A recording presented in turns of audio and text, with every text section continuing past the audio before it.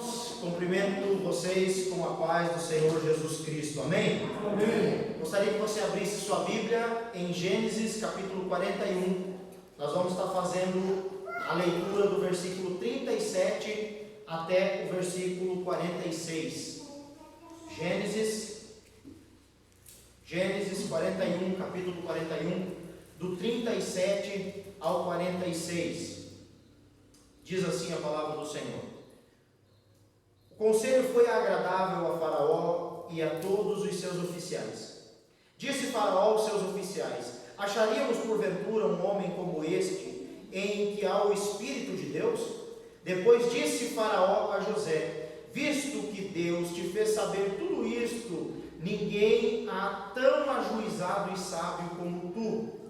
Administrarás a minha casa, e a tua palavra obedecerá todo o meu povo. Somente no trono eu serei maior que tu. Disse mais Faraó a José: Vês que te faço autoridade sobre toda a terra do Egito. Então tirou o Faraó o seu anel de sinete da mão e o pôs na mão de José. Fê-lo vestir roupas de linho fino e lhe pôs ao pescoço um colar de ouro. E fê-lo subir ao seu segundo carro, e clamavam dizendo diante dele: Inclinai-vos. Desse modo o constituiu sobre toda a terra do Egito.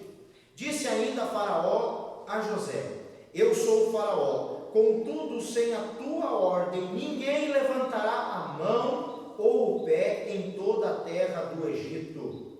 E a José chamou o Faraó de Zafenate Paneia, e lhe deu por mulher a Asenate, filha de Potífera, sacerdote de On. E percorreu José toda a terra do Egito. Era José da idade de 30 anos, quando se apresentou a Faraó, rei do Egito, e andou por toda a terra do Egito. Até aqui, oremos. Santo Deus e Pai, nós queremos te agradecer por tudo que já experimentamos até aqui, e queremos, ó Deus, nos colocar nas tuas mãos, pedirmos, ó Pai, que o Senhor se faça presente através da tua palavra. Fala-nos, ó Deus, através da tua santíssima palavra, traz cativo o nosso entendimento, ó Deus, para que nós venhamos compreender o que o Senhor tem para nós. Em nome de Jesus assim oramos, amém. Os planos de Deus vão se cumprir na sua vida. Esse é o título desse sermão. Os planos de Deus vão se realizar na sua vida. Esse é o título dessa mensagem. E não existe exemplo, talvez, maior. Aliás, todos os exemplos na Bíblia são equivalentes, mas para esse estudo eu escolhi este homem, José. Um menino que viveu como um hebreu livre até os 17 anos, e dos 17 aos 30 viveu como escravo, e ao completar 30 anos, com 30 anos de vida, esse homem que era escravo torna-se o segundo homem mais importante de todo o Egito, que, diga-se de passagem, era a potência daquela época no mundo.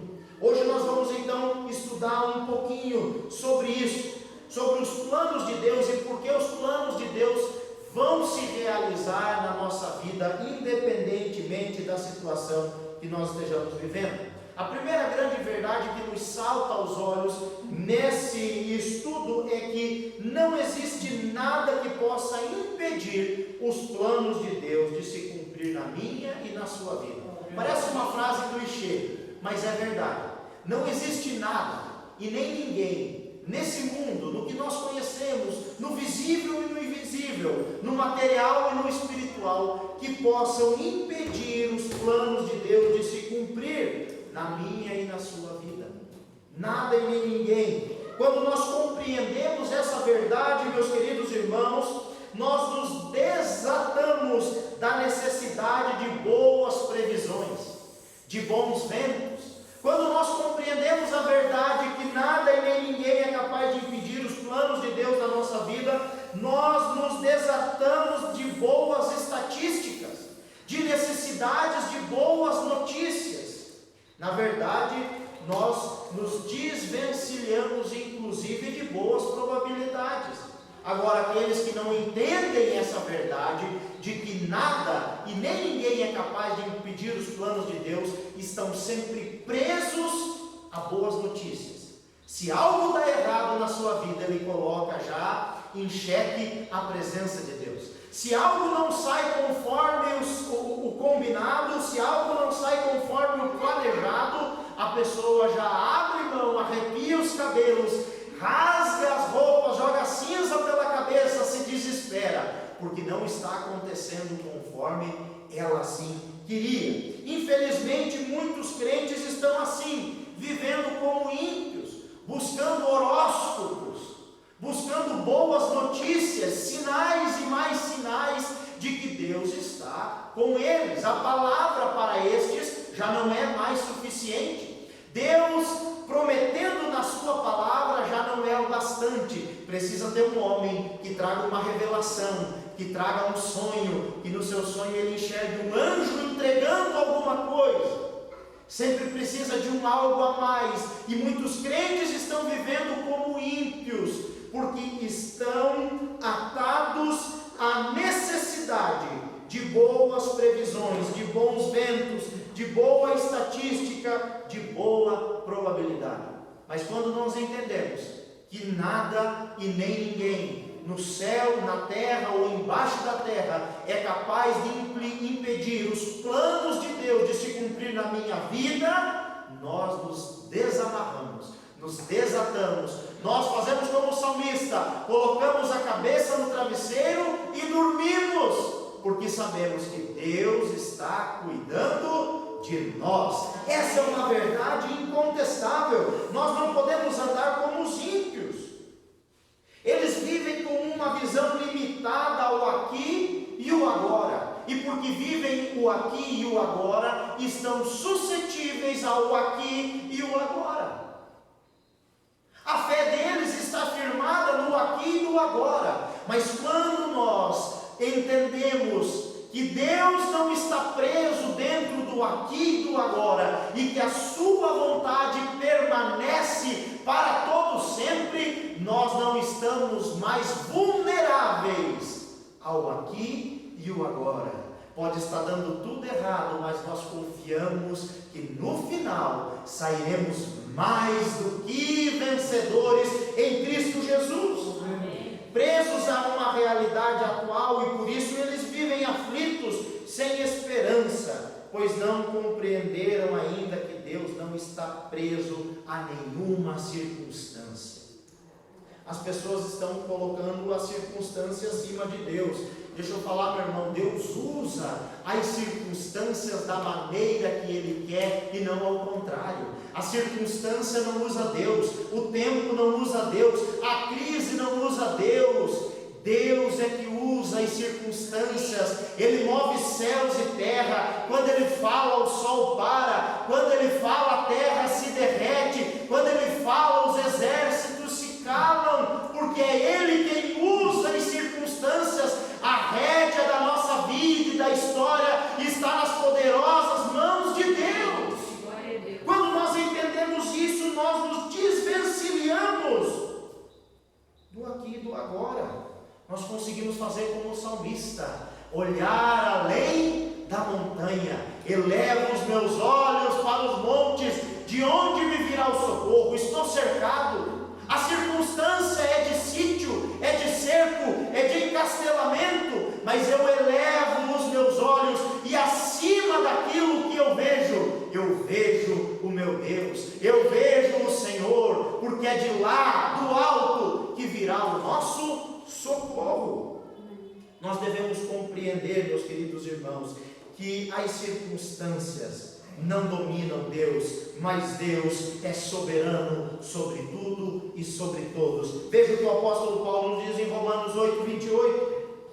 Todas as coisas contribuem juntamente para o bem daqueles que são chamados segundo o seu propósito. Todas as coisas, não são só as boas coisas, todo o processo, toda a jornada, toda a caminhada. É muito interessante que daqui a pouquinho nós vamos analisar a vida de José, e nós vamos ver que José, Deus deu para José o final das coisas. Em sonho, Deus deu para José que o feixe dele ficava de pé e os outros feixes se curvavam diante do feixe dele. Que ele, como estrela, ficava no centro e as outras estrelas, e o sol e a lua, se curvavam diante da estrela dele.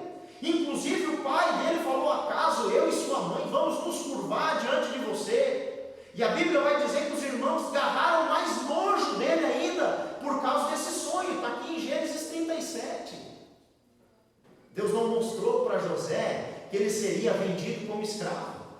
Deus não mostrou para José que ele perderia 13 anos da vida dele como escravo.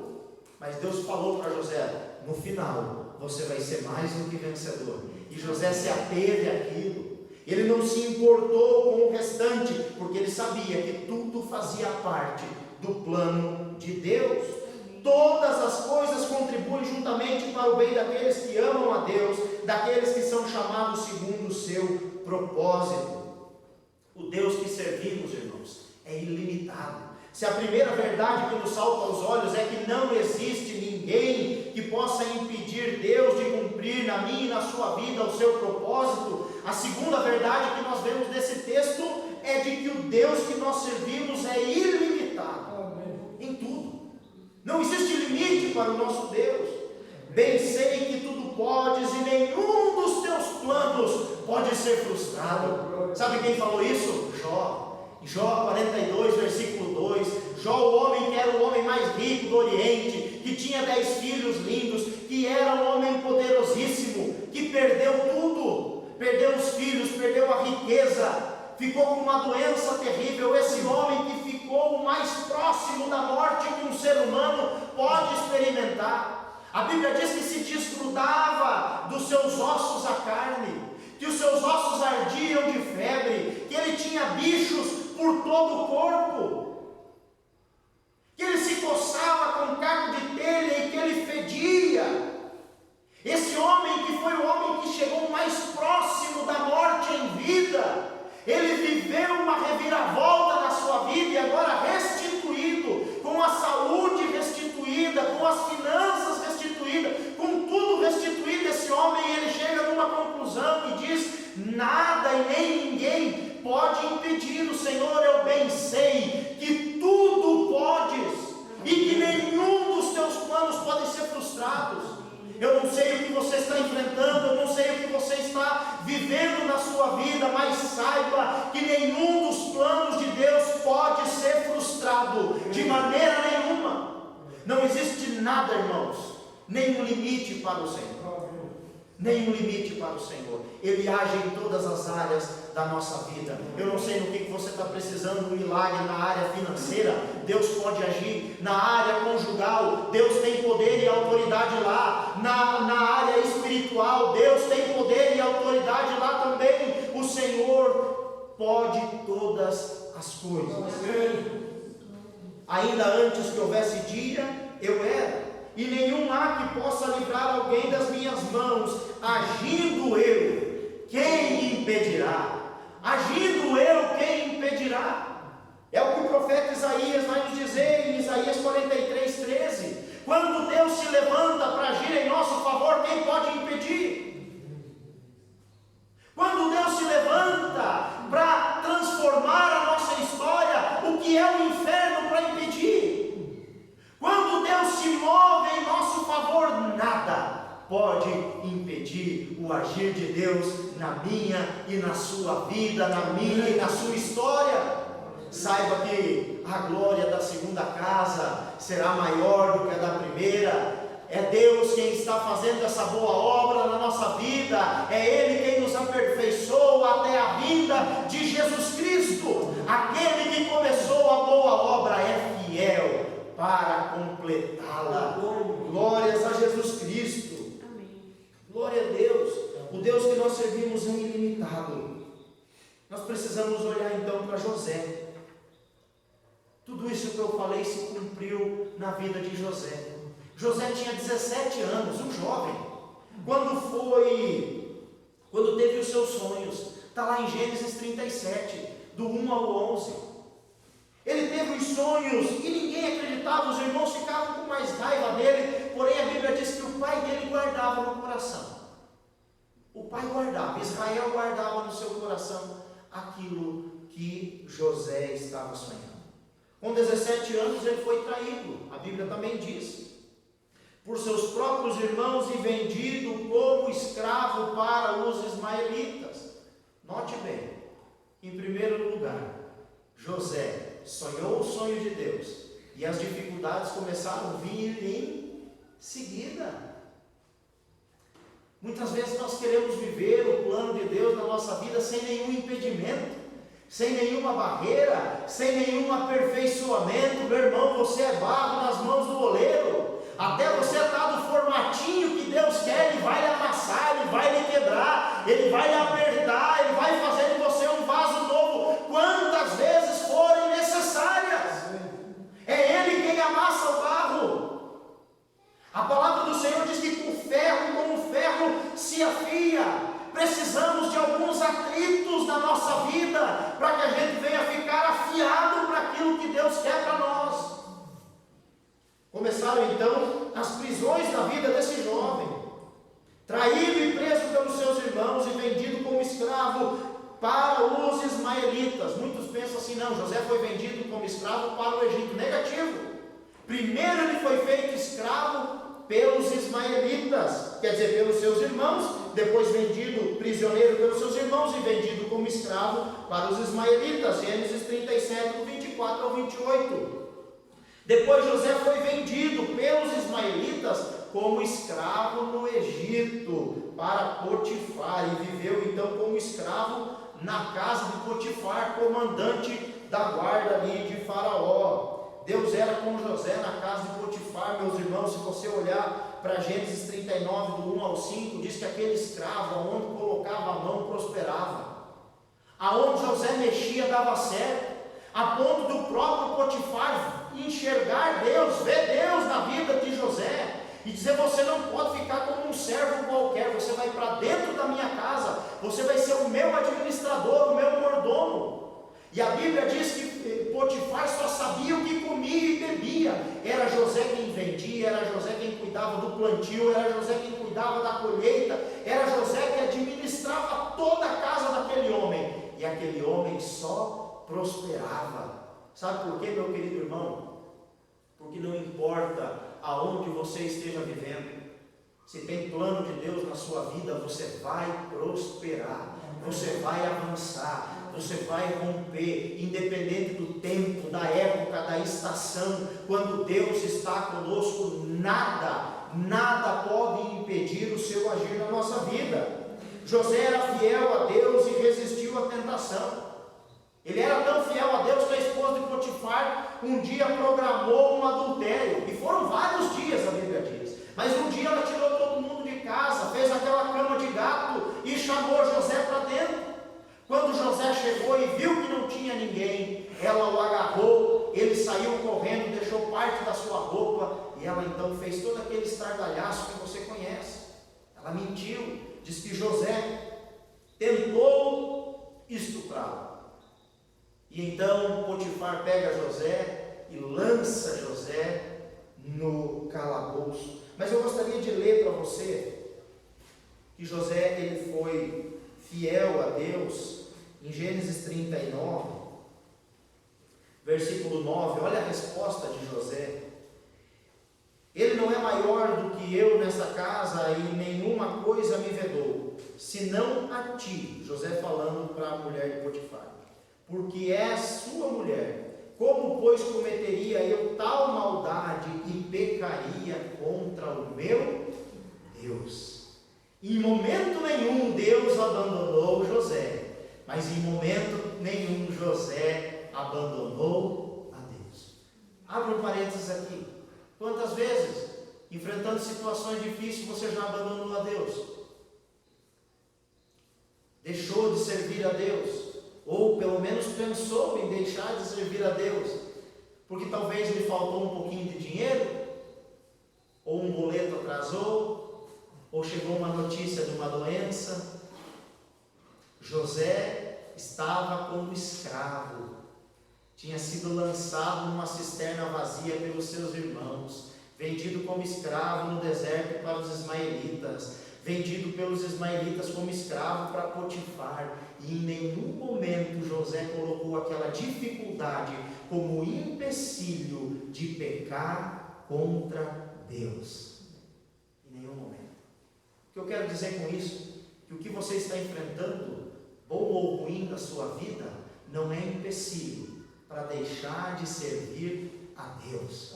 Na verdade, tem que servir como combustível de te deixar mais perto ainda do Senhor Jesus Cristo. José estava então agora em um calabouço, de uma cama quente, dormindo no chão frio, em um lugar escuro, imundo, preso com outras pessoas, com outros malfeitores, mas mesmo assim a Bíblia diz que ele se mantinha fiel. E mesmo lá na prisão, quem estava com José? Deus. Em momento nenhum José ficou afastado da presença de Deus. O nosso Deus é onisciente, onipotente, onipresente. Mesmo preso, se importava com os outros. E a Bíblia vai dizer em Gênesis 40, do versículo 6 ao 8, que foram dois homens, o copeiro-chefe e o padeiro-chefe preso, e eles acordaram assustados, tiveram dois sonhos, e José então chega do versículo 6 ao 8 para aqueles homens e diz o seguinte: o que é que houve com vocês? José se importou com aqueles homens, mesmo estando em prisão, mesmo estando no calabouço. José teve compaixão de alguém que estava sofrendo também. Isso nos deve ensinar pelo menos uma coisa: que mesmo que nós estejamos passando por algo difícil, a nossa responsabilidade como cristão não está anulada, não está paralisada. Nós recebemos uma missão: ide por todo mundo, pregai o Evangelho a toda criatura, ensinando-os a guardar tudo aquilo que eu vos ensinei, batizando-os em nome do Pai, do Filho e do Espírito Santo. Deus não disse para você, quando você estiver com boa saúde, com o bolso cheio de dinheiro, felizíssimo, vá então e pregue o Evangelho. A ordem do Senhor não está limitada à sua condição, mas é uma ordem: vá a todo tempo, pregue a palavra a todo tempo, a tempo e fora de tempo. E José, mesmo encarcerado, ele ainda se importava com aqueles outros. Conforme a interpretação, o sonho se realizou, o copeiro voltou para o cargo e o padeiro perdeu a cabeça. Literalmente, Faraó mandou enforcar aquele homem, e aquele homem faleceu 3 dias depois. 3 dias depois, o copeiro voltou se não me engano, no aniversário de Faraó. Faraó deu uma festa e o copeiro foi restituído ao cargo, e o padeiro então foi executado, conforme José tinha predito. Mas antes do copeiro sair, José chegou para ele e falou o seguinte: olha, lembra-te de mim. Lembra de mim quando você estiver diante de Faraó. E a Bíblia diz que ele lembrou 2 anos depois. Veja bem que amigo. 2 anos ainda José ficou preso dentro do calabouço. Veja aí o versículo 1 do capítulo 41. Passados 2 anos completos, Faraó teve um sonho. 2 anos depois, José então foi apresentado a Faraó, do calabouço à sala do trono. 2 anos depois, ainda depois de ter revelado o sonho para os amigos, ter ajudado aqueles companheiros de prisão, o companheiro se esqueceu dele e ele ficou mais 2 anos presos. Mas 2 anos depois, Faraó teve um sonho. E aí você vê, do versículo 12 ao 14, que José é apresentado por esse copeiro. O copeiro chega para Faraó e diz: olha, Faraó, enquanto eu estava preso, tinha um homem lá, um hebreu. E esse hebreu disse bem certinho como seria, e que 3 dias depois o Senhor me restituiria ao cargo e enforcaria o padeiro. E assim aconteceu. No versículo 12, 13 e 14, o Faraó manda chamar José. A Bíblia diz que eles dão um banho nele, raspam a barba dele, apresentam ele a Faraó. E então segue-se o sonho de Faraó, que vocês sabem muito bem.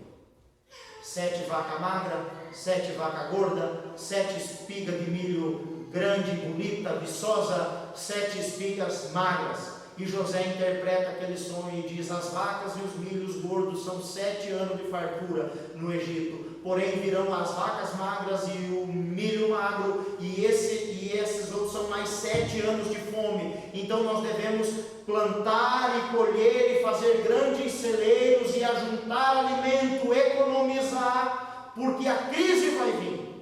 E então chegamos aonde nós começamos, do versículo 37 ao 41, aonde o Faraó acha incrível aquela interpretação e diz: Deus está contigo, não há homem mais sábio do que você. Mas para chegar na honra foram 13 anos de caminhada, aliás 30, porque desde o seu nascimento Deus, a palavra do Senhor nos diz no Salmo 149, de que todos os nossos, aliás 142, não Jesus, 139, confundi os números, de que todos os nossos dias estão escritos no livro do Senhor. Amém. Estão escritos. O seu dia de nascimento foi escrito, o seu último dia também. Você não vai viver um dia a mais, mas também não vai viver um dia a menos. Aquele homem viveu 30 anos, 17 anos ele viveu como um jovem hebreu livre, mas 13 anos da sua vida ele viveu em escravidão, até os 17 como livre, amado de seu pai, mas viveu 13 anos como escravo, 13 anos sendo vendido, 13 anos enclausurado, prisioneiro na cisterna e refém dos seus irmãos. Veja aí que situação. A trajetória para aquele homem de 13 anos até ele ser o segundo maior do Egito começou com ele indo em busca dos irmãos no deserto, e a inveja dos irmãos lançaram aquele menino dentro de uma cisterna, de um poço sem água. A caminhada dele começou ele sendo refém dos seus irmãos, prisioneiro dentro de uma cisterna. Você pensa que melhorou? Quando ele saiu da cisterna, ele saiu para ficar com os grilhões na mão e nos pés e caminhar pelo deserto sendo escravo dos ismaelitas. Prisioneiro e refém dos irmãos, prisioneiro e escravo dos ismaelitas. Chegando no Egito, prisioneiro e escravo de Potifar. Quando eles deixam de ser prisioneiro e escravo de Potifar, eles agora é prisioneiro nos calabouços, na masmorra de Potifar. E ali passa muitos anos da sua vida. Prisioneiro nas masmorras de Potifar, está lá, Gênesis 40, versículo 3. Porém José saiu da masmorra para se tornar o segundo maior do Egito. Entenda, meu querido irmão, tudo isso fazia parte do plano de Deus, do projeto de Deus. Isso tem que nos ensinar algo, que Deus em nenhum momento nos abandona na caminhada, que em todos os momentos Deus está conosco, e que o dia da coroação vai chegar, que o dia da vitória vai chegar, e isso não é clichê não. O dia da bênção chega também, assim como chega o dia da tribulação, chega também o dia da honra, chega o dia da bênção. José saiu daquela prisão e aquela foi a última. Dali ele foi apresentado à sala real diante de Faraó, e dali, meu querido irmão, para o carro de Faraó, com o anel agora no dedo, roupa de linho fino, cordão de ouro no pescoço e um arauto dizendo na frente: eis aí o homem que Faraó está honrando. Faraó chega a dizer que o povo no Egito não podia levantar a mão e nem o pé sem que José mandasse. Deus não revelou todo o script da obra, e esse é um dos nossos problemas. Nós queremos saber tintim por tintim o que Deus vai fazer na nossa vida. Tenha calma, meu irmão, tenha calma, minha irmã. Deus não precisa revelar, sabe por quê? Soberano é Ele. Deus é Ele. Nós somos seus súditos, nós somos seus servos, nós somos seus amigos.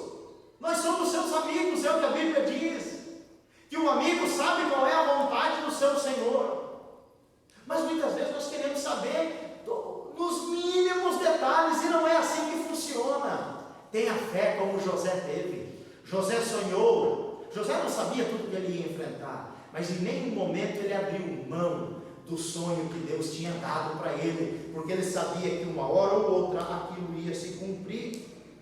Deus lhe deu um sonho. José confiou e nunca duvidou que viveria o plano de Deus em sua vida.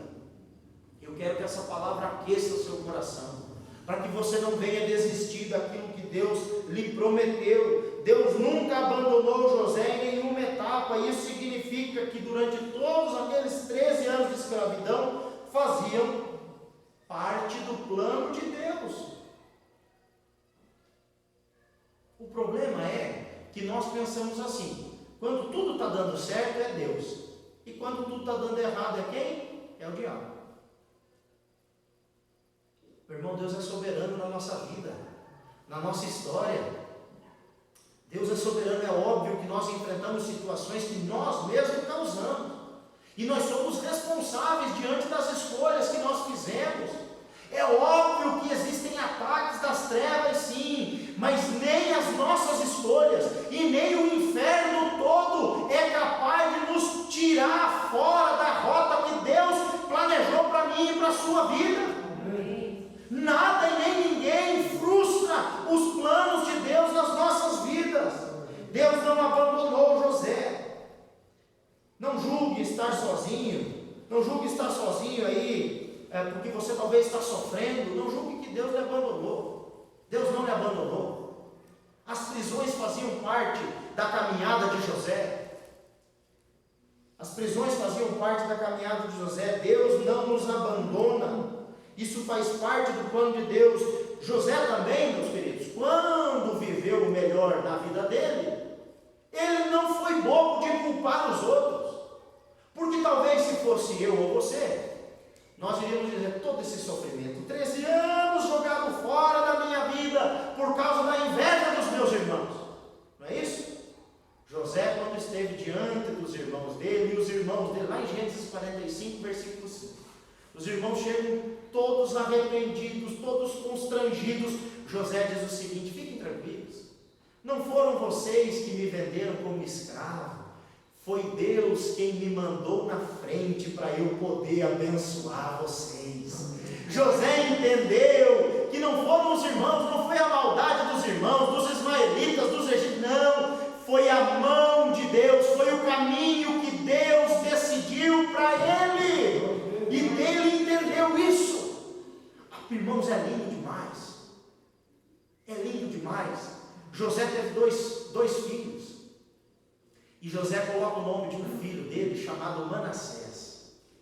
Sabe o que significa Manassés? Deus me fez esquecer. E realmente foi isso. Quando ele se encontra com os irmãos, ele chora, ele exclama, ele brada, ele abraça, ele não tem mágoa no coração, porque ele entendeu que tudo aquilo que estava acontecendo na vida dele fazia parte do plano de Deus. Deus me fez esquecer. Deus me fez esquecer. José entendeu o plano de Deus para a sua vida. Nada pode impedir Deus de realizar os seus planos em nossas vidas, porque Ele é soberano em toda a criação. Colossenses capítulo 1, versículo 16 e 17 diz que tudo existe por Ele e existe nele, e nada do que foi feito sem Ele se fez. É o que diz lá em João capítulo 1. Ele é soberano sobre tudo e sobre todos. Tudo está sujeito a Ele. Daniel capítulo 2, versículo 21. E nele Ele muda os tempos e as estações. Ele remove os reis e estabelece os reis. Ele dá sabedoria aos sábios e conhecimento aos entendidos. Veja bem, Ele muda o tempo e as estações. Inclusive o tempo está sujeito a Deus. Inclusive as estações estão sujeitas a Deus. Lembra quando o povo precisava de umas horinhas a mais de sol, o que Deus fez? Ele segurou o sol no lugar. Ele muda o tempo e as estações. Ele mexe no espiritual, ele mexe no sobrenatural, ele move nas regiões celestiais e físicas. É Deus, é nesse Deus que nós cremos. Os planos de Deus vão se realizar na nossa vida, sabe por quê? Porque é Ele mesmo quem prometeu. E a Bíblia diz que lá em Números 23, versículo 19, que Ele não é homem para mentir, nem filho do homem para se arrepender. Quando Deus promete, Ele cumpre. Então tenha certeza disso, meu irmão. Os planos de Deus vão se cumprir na minha e na sua vida, em o nome de Jesus Cristo. Amém. Oremos todos. Pai querido e eterno, nós te glorificamos, bendizemos e te agradecemos por essa palavra. Que essa palavra não caia no esquecimento, mas que produza no nosso coração frutos para a vida eterna. Assim nós oramos em nome de Jesus.